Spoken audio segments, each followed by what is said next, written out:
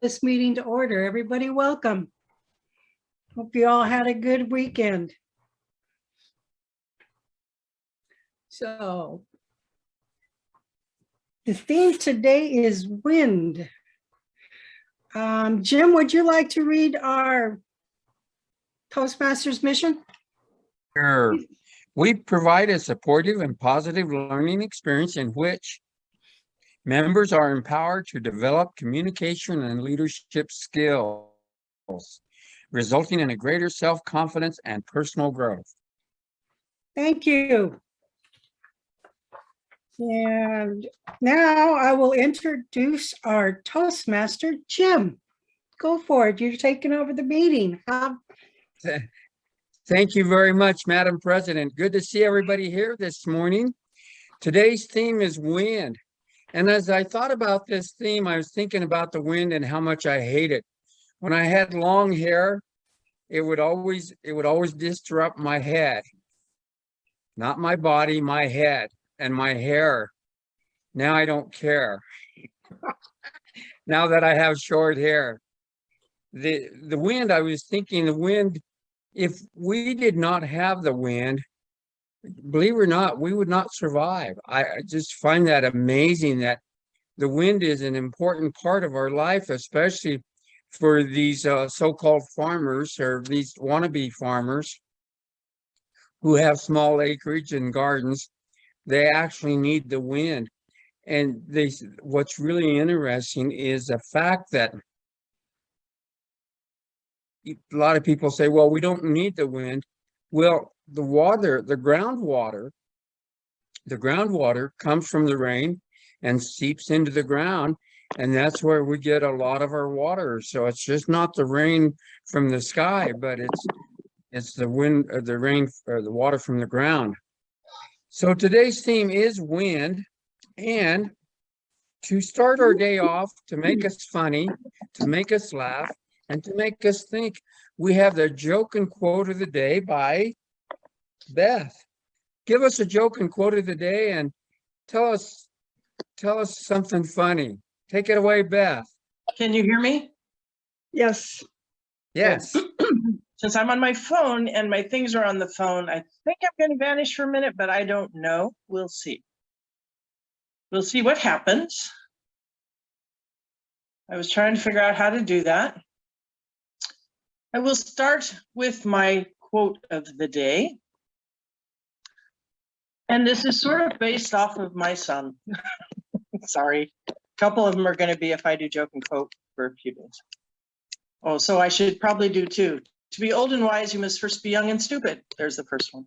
But the one I was really going to do was follow your heart, but don't forget to take your brain with you. Okay, and that is my quote of the day. And the joke, let's see. Oh, come on. It's in the same darn one, I thought. Here we go. I have too many jokes, guys. One of my favorite times was when I made a sandcastle with my grandfather. It was really fun until my mom took the urn away.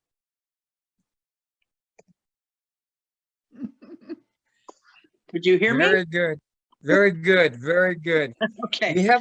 We have a guest today, and I hate when someone mispronounces my name. We have a theme today. Our guest is wind, so that may be the subject. I don't know, but along with wind, the word of the day is mud. M-U-D-D. That's how mud is spelled.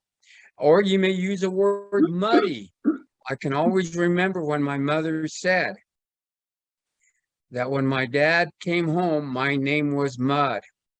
And mud means immoral, dirty, covered with dirt, things like that. How do you like that? Things like that, that mud is the word of the day.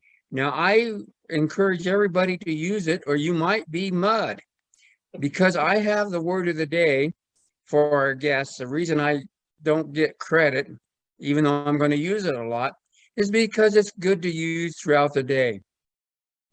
My wife has called me some worse names than mud, but I will not discuss those names. Okay, to introduce her team, our general evaluator is Mary. Take it away, Mary. Thank you, Mr. Toastmaster. As a general evaluator, I will be evaluating our meeting. And my timer today is Darlene. Would you please describe your role? Yes, Madam General Evaluator. As timer, I will be timing the speech, the table topics, and the evaluation. When they have reached their minimum time, I will display a green screen. When they are halfway between minimum time and maximum time, I will display a yellow screen.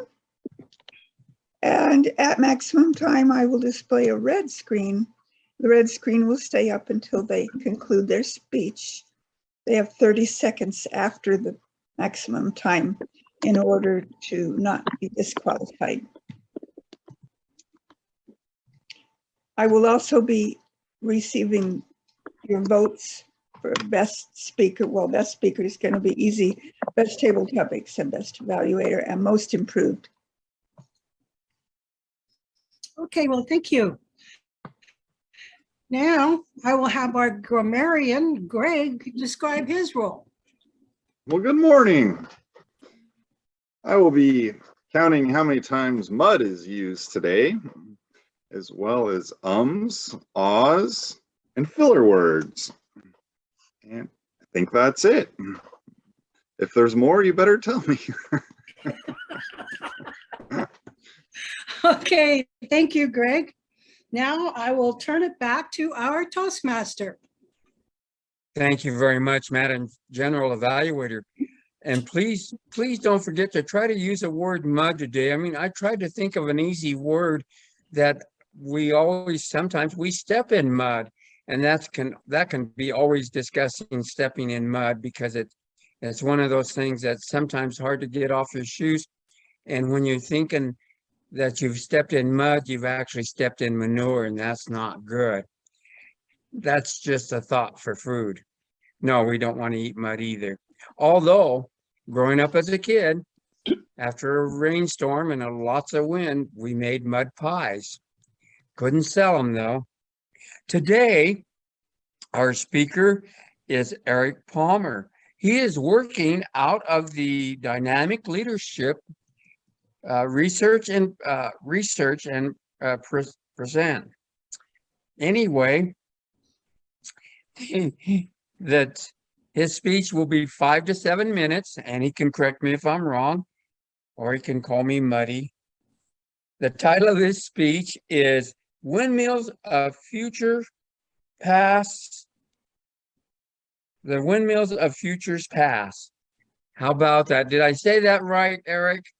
It's one of those things that I don't want my name to be mud. Take it away, Eric. Thank you, Jim. Yeah, I wanted to touch base on this. I figured it'd be a good opportunity since the theme of today is wind. It is wind. And the word of the day is mud. So to combine those two, I wanted to come up with a way to combine those. This way would be to speak out about windmills. Now, windmills were invented very, very long time ago, probably around the Mesopotamia or Egypt, somewhere around in there. And they were used for milling grain. They were used for a long time.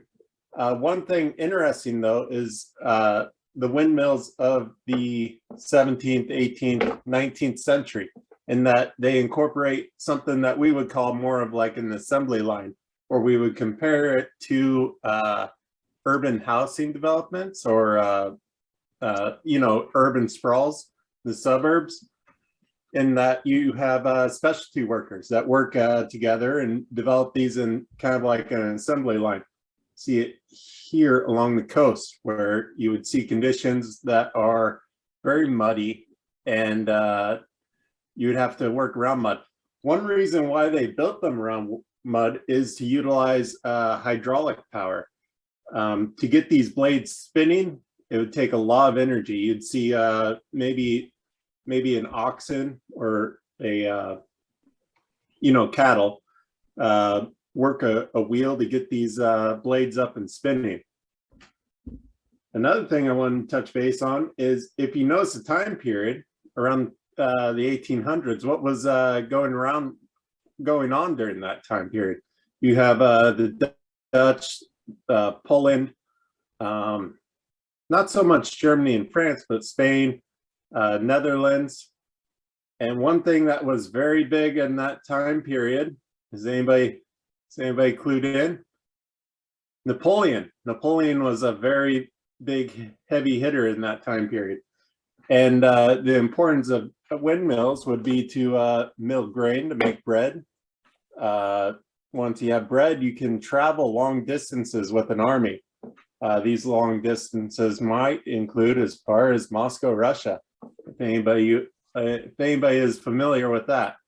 One thing I feel Napoleon did wrong was he didn't stick to the coastline. He would have went along the coast and maybe recaptured cities such as St. Petersburg. He would have had a little bit more success. And he would have had he would have had a chance to develop structures such as windmills to help aid him in his conquests. Let's see here. So I wanted to speak out about future past because there's some lessons to be learned here. As far as windmills of today, we have power generation, and these power generation is we usually use them to power generate batteries, and then these batteries can be transported to aid our infrastructure. But the windmills that we see, the sprawling windmills, they have connectivity, a little bit of connectivity issues where they do not connect directly into the grid on most occasions.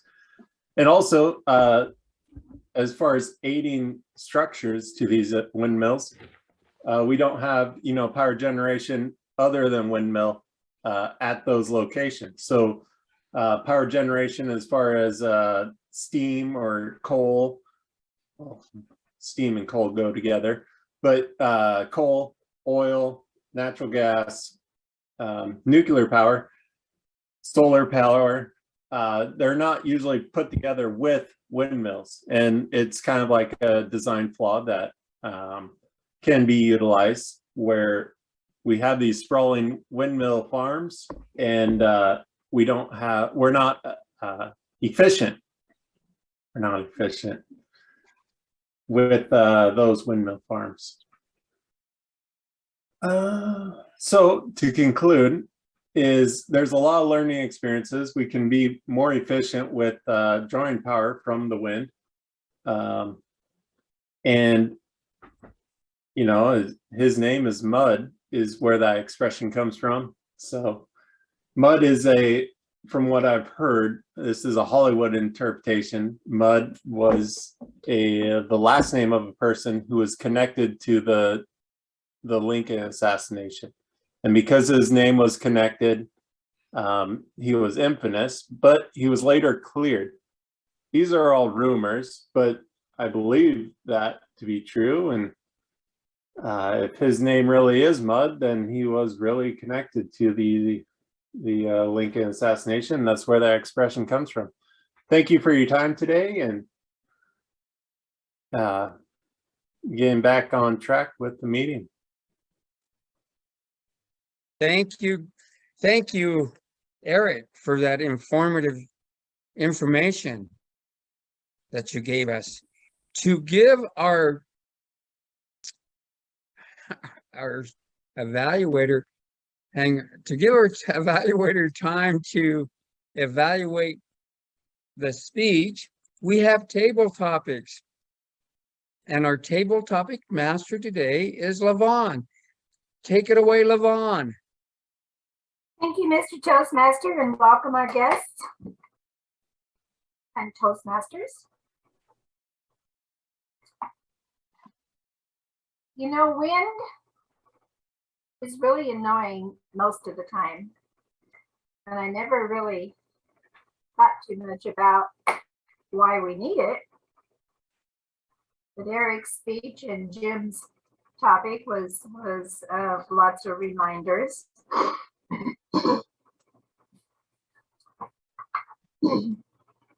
So let me see. Mary, what do you do when it's windy outside? What do I do when it's windy outside? Stay inside most of the time.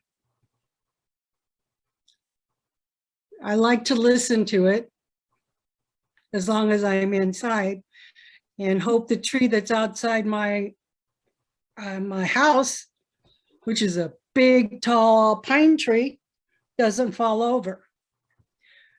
But I think its roots are pretty good in the ground. But the wind, I'll stay in the house and listen to it. Or I'll just stay in the house and ignore it and just let it blow whatever it wants. And then when I hear something bump, and I'll say, well, the wind moves something. So good thing I'm in the house, because it would have probably knocked my dog over. And I'm glad I'm not driving a big rig in this. Because in our area, it's been known to knock some big rigs over. So wind is something I consider very powerful by Mother Nature and respected and just listened to. Thank you. Back to you, Table Topics Master. Thank you, Mary. I don't like driving down the freeway next to semis during wind because they have a tendency to swerve. Darlene, you do gardening. What does the wind do for you in your garden?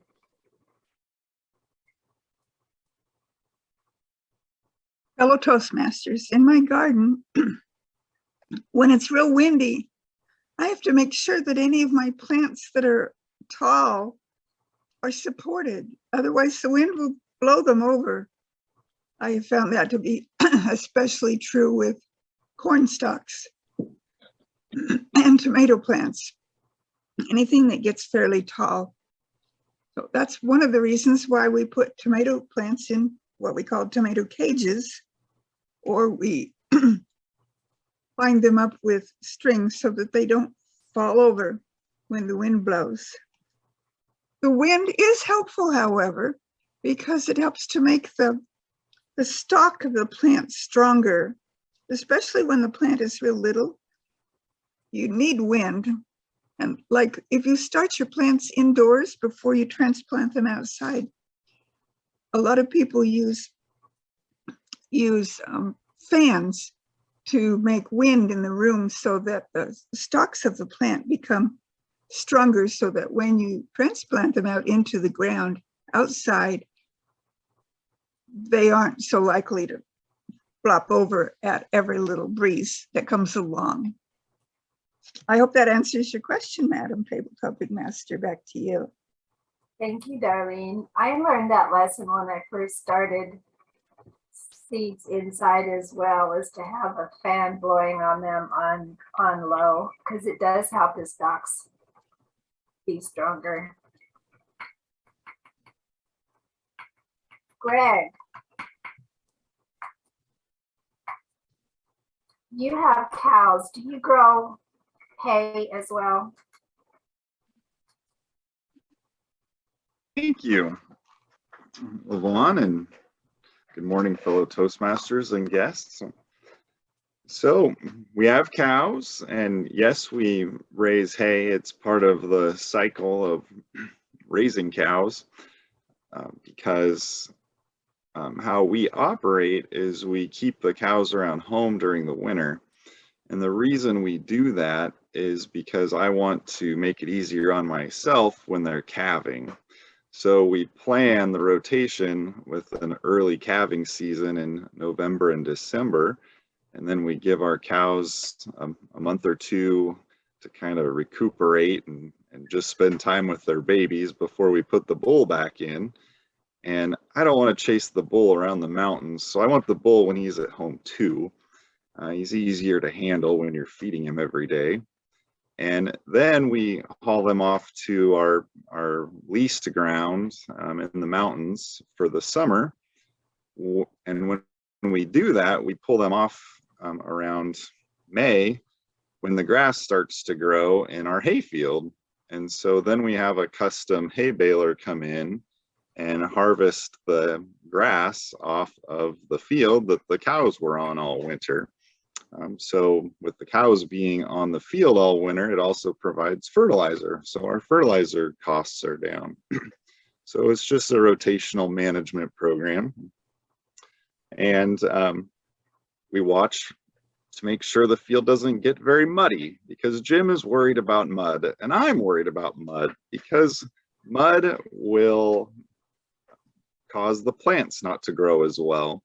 So when it rains a lot, we move the cows up to the hillside pasture where it's rockier and less soil, so they don't tear up our hayfield. So thank you very much, Levon. I don't have anything to say about wind on that, just hay management. I think I forgot to ask you how the wind works with your hay. When you grow up. I grew up in South Dakota, and it was mostly corn, hay, and sheep. But when we came out here and with the wheat fields, when we had the truck stop open, the old truck stop on 202, there was wheat fields across from us. And there was one day when the wind was just waving them like this. And I was like, man, that is awesome. And it dawned on me that our song, America the Beautiful,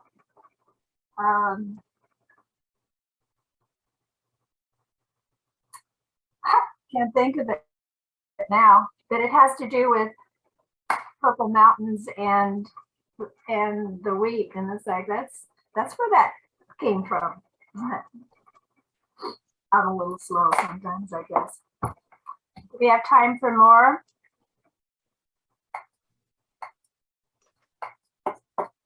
Here's our timer. Yes, we do.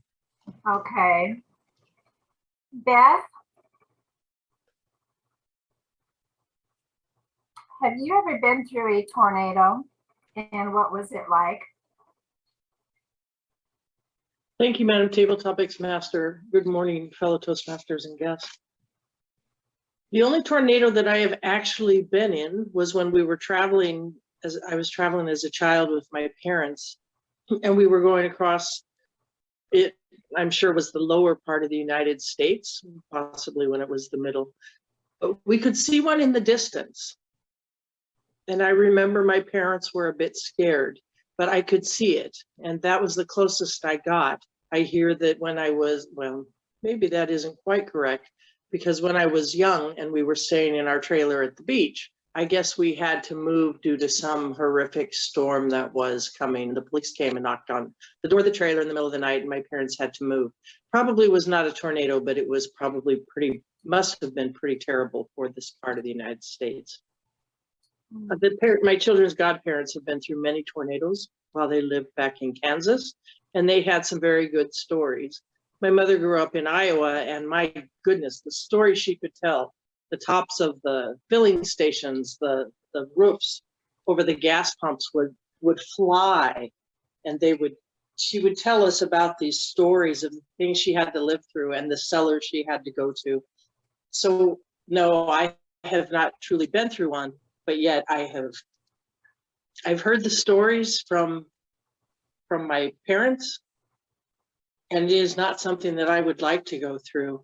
As an aside, I would like to say that I love windstorms. My husband and I used to go to the beach specifically for big storms and get get cabins and stay right there on the beach and watch it. So it brings back good memories. Thank you very much. Thank you, Dad. Growing up in South Dakota, we had quite a few of tornadoes. And then when I was in Australia, we had, they call them hurricanes over there. So we were living in a 3-story apartment building and we were on the top floor and the wind woke me up, but I think I slept through the rest of it. But the next day there was trees down and all kinds of debris everywhere. We lived on Magnetic Island at that time off the town, so they're not fun to be in.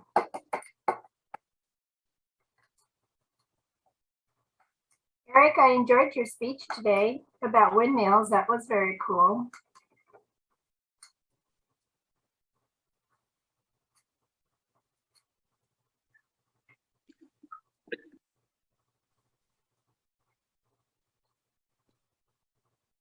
What do you think of tumbleweeds, Eric? How do you deal with tumbleweeds?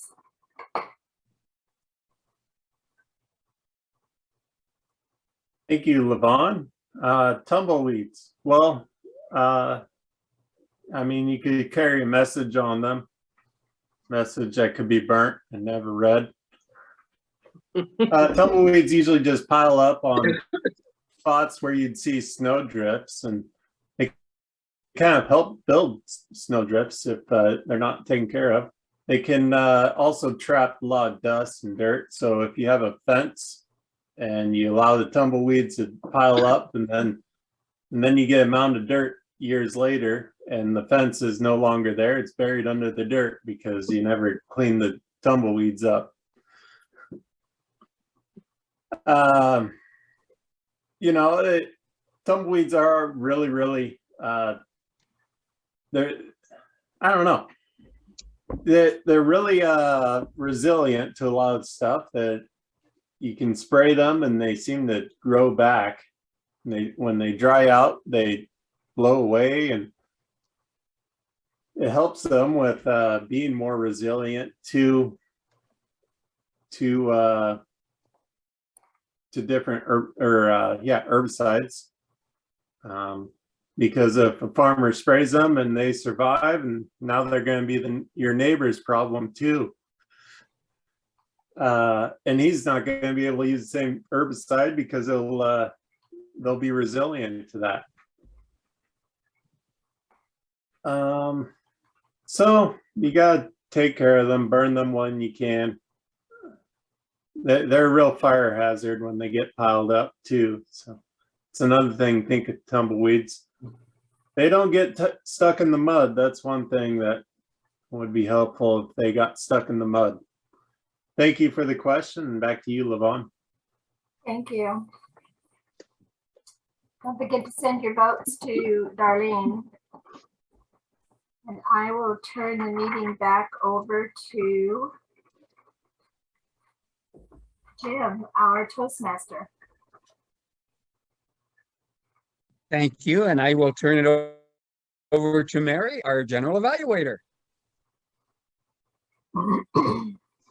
Thank you, fellow Toastmasters and guests. Okay, for my part of the meeting, I will get the reports, and remember to send your votes to the timer, Darlene, so she can give them to the Toastmasters and we can find out who the winners are. So for my first report, and I know I'm kind of in mud today because I didn't say the word of the day. I know I'm in mud because my dog wouldn't come to me this morning when I asked her to, and she just gave me that look, stretched and just looked at me and went back and laid down. And I'm like, great. She's not happy with me right now. It's because I'm ignoring her. She doesn't like that. Oh, and then she just goes at me. Yeah, that's my Janice. So for the first report, I would like to do our all-counter grammarian report. Greg? All right, thank you, Mary. Well, I wrote down Darlene is 0, and I didn't hear any other than from Eric and Mary. And maybe one thing that, Eric, you may want to consider doing is, I know these meetings are recorded. If you get a chance, go back and listen to the recordings and count how many times you say let's see here, just your filler words, and just test yourself. That might be a valuable thing for you. And I need to do that too. So if I could get a copy of the recording, I know I'm really bad at it. So Darlene, are you where do the recordings go? I don't actually even know. I have them on my computer, but if anyone requests it, I can upload it to YouTube and make it watchable from there. Oh, wonderful. I would like a copy of it just for this one, if I could. And do I announce the word of the day winners, or do I send that over to Darlene for the... Eric, you won the word of the day with 8 times. Good job. Mary, you said it twice, and I said it 5 times. All right, back to you. All right, thank you very much. Now we will have our timers report. Yes, Thank you, Darlene. our speaker today, Eric, was at 5 minutes and 47 seconds. We haven't listened to Beth's evaluation yet, so I will let you know what that Oh is. dear, I know, I really stepped out of the way here. Okay, let's stop the report and have Beth do her evaluation. Okay. Thank you, Mary. I figured it would come up at some point. See, Janice upset me that much by ignoring me. I'm heartbroken. Go ahead. Thank you very much. Fellow Toastmasters, especially Eric. I enjoyed your speech very much. Your goal was to go with research and presenting, and I remember when I did that for that path. And did you meet your goal for this? Absolutely you did. And the really interesting thing about it is that you tied it to the theme and to the word of the day. Kudos, Eric. Very well done on that. Windmills of Futures Past. Right there, you had caught me. Good title, good choice for this. The topic was interesting. You started out with Mesopotamia. Okay, you know I'm a history buff. A lot of us are. Boom, you've got me. I had no idea. I learned something. That was very good. Thank you for that, for doing it that way. You started with your history, you went through current, and you went into the future, or basically how we could improve our efficiency for the future. Into our uses. Was it informative? Absolutely, and that is what we do with our research, and then we present that. Vocal variety, it's a little difficult when you have an informative type of speech. How do you show excitement in your voice about, you know, the efficiency or the history? Well, that's a little difficult. So that's something that was sort of expected. So there wasn't too much vocal variety today, but you did ask us a question at some point that brought us right in. And of course, there's a little vocal variety included with that. You were looking at us very well today. You did a nice job with that. I didn't see many gestures, but it's difficult on Zoom. We all know that. That's one of the downfalls of this. Some surprises. I didn't know the history. I had no idea they went back that far. And again, you tied that to the word of the day. They worked in the mud. Hey, Napoleon should have been on the ocean. Mud. Well done with that. You brought in Mr. Mud with JFK. That was a surprise. That was kind of, normally you throw in some humor, and that was not humorous, but it was that surprise that got us. Where normally, you know, your humor comes right on in, and you do such a nice job with that, Eric. Really always appreciate you for that.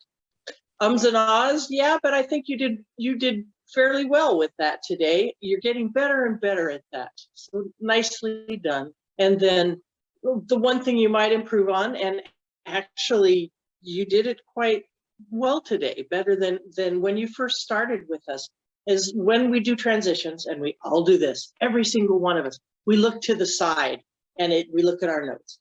And of course, that's how we stay on track with what we're doing. But you did it in very short little pieces, which was nice. Good job with that. Always, everybody's always improving, and that's the purpose of us being here. For a conclusion, you just went right on through. You went to that future, that efficiency. It was informative. I think you did a nice conclusion. Eric, interesting. As always, I always enjoy hearing your speeches. You always surprise us. Thank you very much. Thank you, Beth. Sorry, I almost missed you. You're Something tells me it's going to be one of those days for me. So the meeting started on time and we did a good job, everybody. And our guest, I hope he enjoyed the meeting as well. We'll find out when Jim takes over the meeting. So everything was done good. It started on time. I messed up a little bit, but we got it back on track. And We need to finish the timers report. let's go.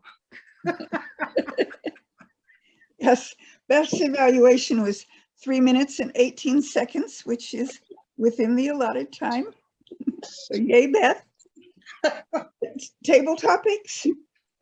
Mary was 1 minute 19 seconds.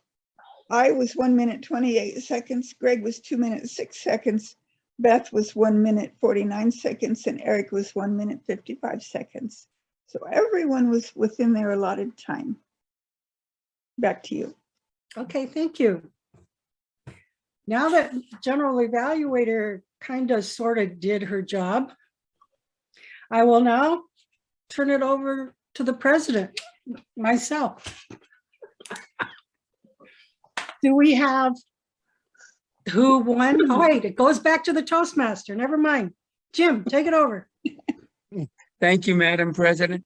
Hey, we always have a Tuesday morning, and the good thing, at least you don't have mud on your face.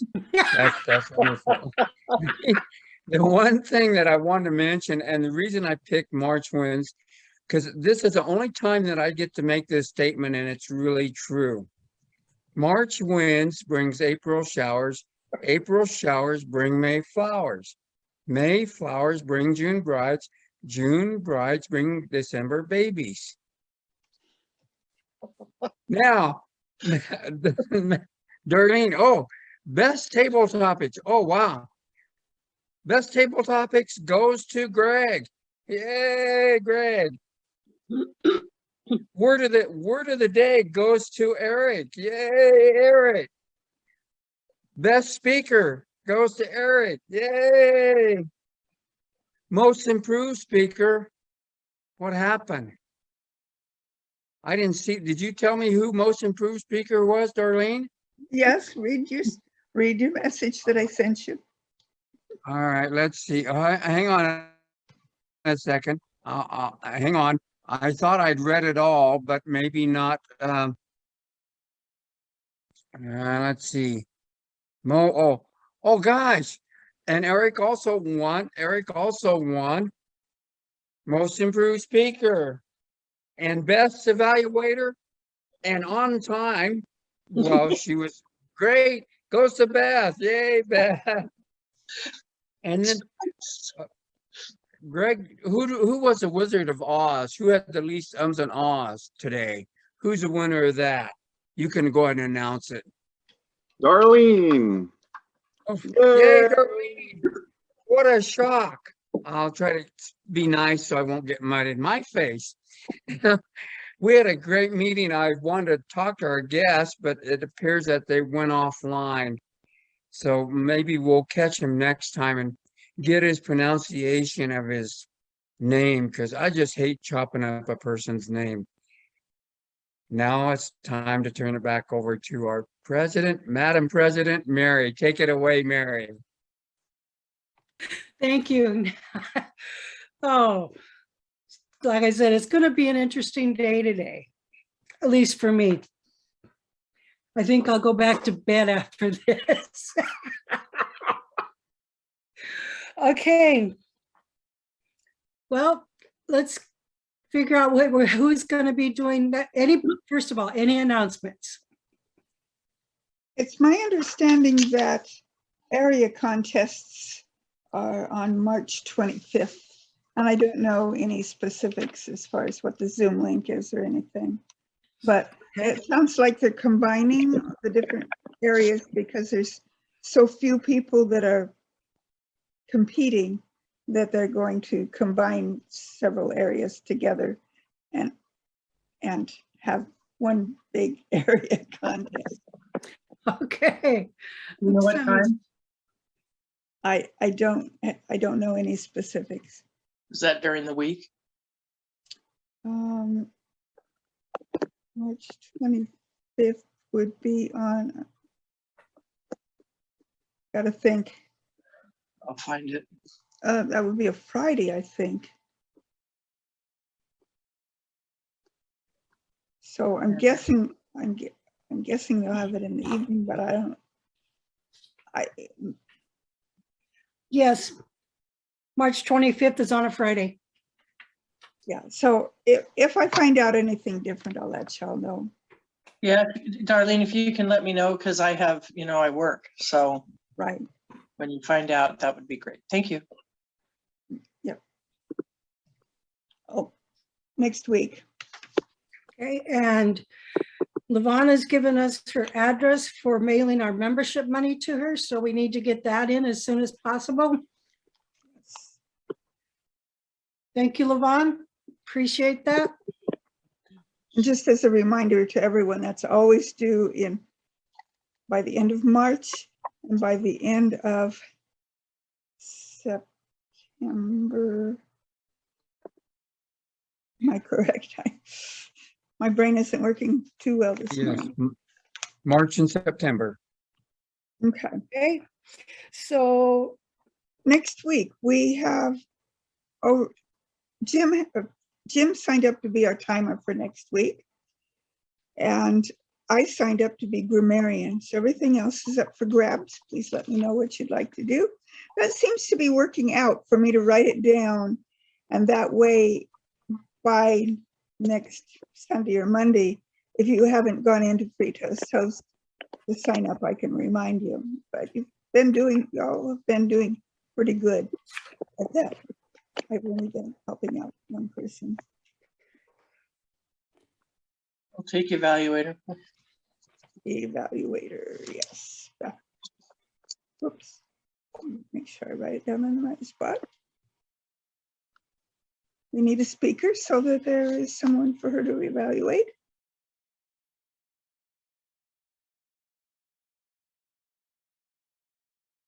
Okay. You're muted, but I saw your hand go up, Lavon. Yes. Okay, so we have Lavon as speaker and Beth as evaluator, me as grammarian, and Jim as timer. I will, I'll be Toastmaster. Oh, right. Greg as Toastmaster, I'll do word of the day. Mary as word of the day.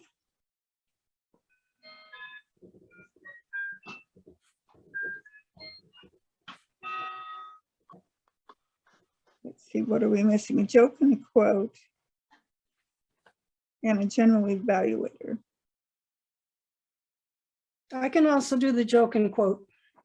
Okay, so Mary is joke and quote. We just need a general evaluator. Eric, did you want to be general evaluator? If somebody's volunteering me for it, I suppose I can do it. Okay, I volunteer Eric. Yeah, well, you actually got voluntold, not volunteered. Voluntold. Voluntold. Oh, that's Is that German your or arm something? got twisted. All the rows are filled. Yes. All right. So be sure and go to Free Toast Toast and sign up for what you just volunteered for. Who's doing table topics next week? Oh, you're right, Lavon. We need a table topic master. You're absolutely right. I think she was volunteering, actually, not asking. No, I wasn't volunteering. I just didn't have a name behind my table topics. Well, I can do table topics. I was gonna say, I'm only doing the word and the joke, so I can do Oh, table okay. topics. Yeah, okay, Mary. I'll let Mary do it. Okay, Yeah. So Mary is a table topic master. alrighty. I think I have everything written down now. Yep.